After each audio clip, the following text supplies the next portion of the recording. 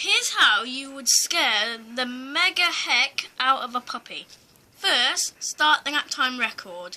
Look what you might have noticed straight as I play the record. 2 people have gone to bed instantly. But it won't last long. Because if you want to scare them, play the surprise record. So, oh, is Bess asleep? Hold on. Let's have a look. Let me have a look. Yep, Bess is asleep. Everyone's asleep. So let's pretend that they're now fast asleep, and we can play the thingy, the surprise record.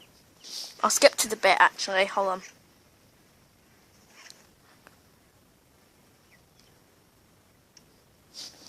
I'll do it in super slow mode so they won't know what's going to happen now. Here comes the scare. Whoa, did you see that? You can scare them again if you like. Here it comes the scare. Get ready. We're going to do it one more time. Get ready. Oh, that can happen. They can just look at you after a few scares. So, thank you for watching, Falling for Pout, and weave on.